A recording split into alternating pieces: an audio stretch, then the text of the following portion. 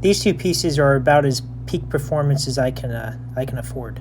The purpose of this video, though, is to show you that even if you don't have tools like these available to you, you can still get some work done if you need to. So I'd like to talk about guns more similar to this 870 12 gauge, this Ruger bolt action rifle, and this 357 Ruger wheel gun.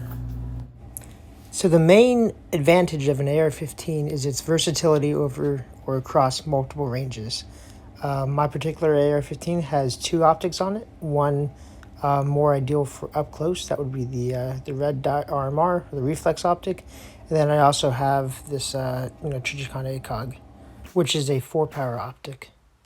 This gives me the ability to make quick hits up close pretty easily, but also reach out and hit targets farther away. Again, adding to that versatility across multiple ranges. The main advantage of a rifle in general is your accuracy at range. So if you have one of these, you should be working on your marksmanship fundamentals and being able to hit your targets at distance from various positions, basic ones, standing, kneeling, and prone. And then move on to making hits from behind cover or while limiting your own exposure. And if you just have one of these or something similar to that, you should be working on the exact same thing. Because you don't have the same capability of suppressive fire, your use of cover becomes a lot more important with a bolt action rifle. Now, on the one hand, it's very hard to legally justify the use of deadly force at distances beyond 100 yards.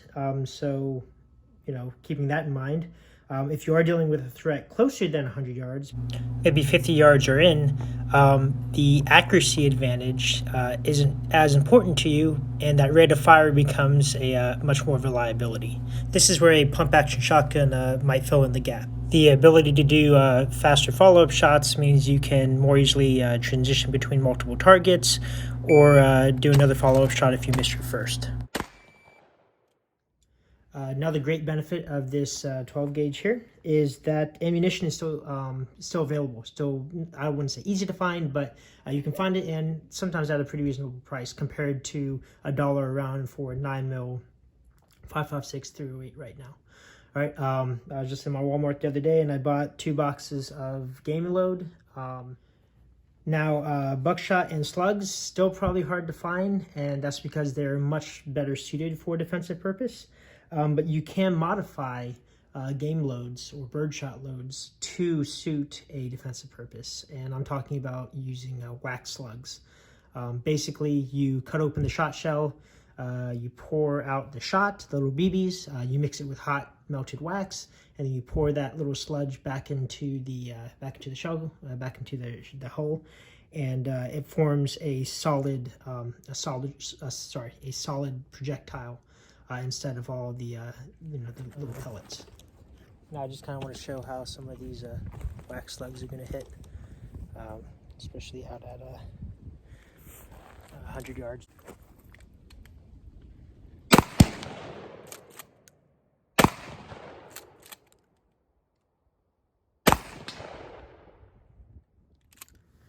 So again, if you're running a shotgun, especially a pump action shotgun, still very capable of defending yourself, but I would work on transitioning between multiple targets, controlling recoil. The main downside of a pump action shotgun when compared to a semi-auto AR-15 is not necessarily the capability of the cartridge, but the fact that with an AR-15 you've got 30 of them ready to go on semi-auto, and with a pump action shotgun you're limited between 4, 6, maybe 8 rounds. So to compensate for that, get pretty good at reloading your shotgun and just handling those shells in general.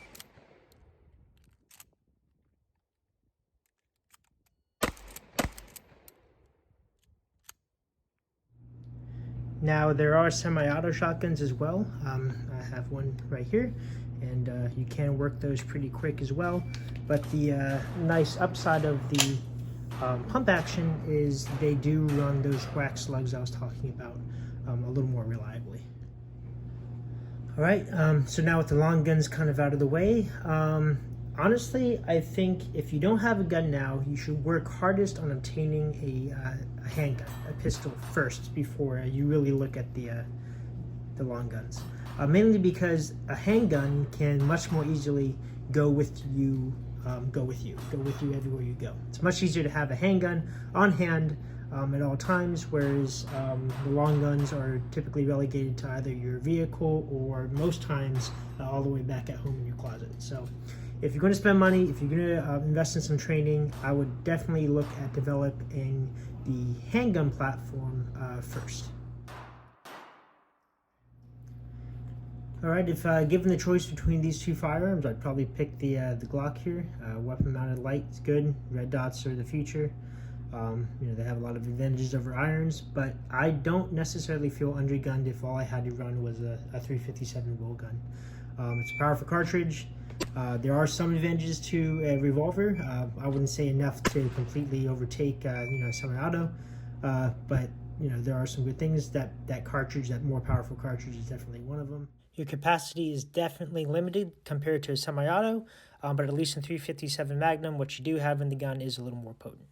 Next, I'd like to talk about the holster. I think it is a very important part of the handgun platform. I would say that your handgun is actually only as good as a holster you carry it in. You're looking for something that's comfortable to carry, that you can move around in, that securely holds the gun to you, and that protects the trigger at all costs. When you get more serious about your handgun training, you're going to realize that you'll have more repetitions drawing and reholstering your pistol than you do actually pulling the trigger on the firearm. So it's an important investment. Once you've kind of made your selections, I teach whole classes, multi-day classes on running a handgun well. So I'm not going to talk about all the skills you should learn. If you want to learn more about that, please come train with me at Warlock Defense. But in the meantime, focus on safety, being safe with your handgun, your manipulations, being able to draw, fire, load, unload, reload, all those things, and then you can apply marksmanship as well. Like I said before, a weapon-mounted light is pretty cool to have, but to me, it's not a good substitution for a solid handheld light. These two in conjunction make a very solid platform, and even if I am running this thing, I carry that as well, because typically when shit starts to get a little fuzzy, if you have time, you're definitely going to draw the handheld light first to positively identify that threat before you start getting the guns out.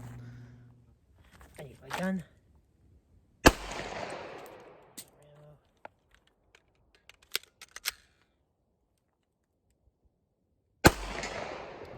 Stuff. Kind of one other advantage to running a revolver, you might have noticed it in this previous clip, is you can alternate the cylinders that you load. So, load one, empty one, load one, empty one, and kind of I do that to one, save ammunition when I'm a little low on it, and two, kind of see how my fundamentals are holding up when there's no recoil. So there's if I'm anticipating too much, anyway, it's twice the practice for half the cost. But anyway, that's kind of where I wanted to end things. I'm by no means a subject matter expert on all things revolver or bolt action gun or pump action shotgun.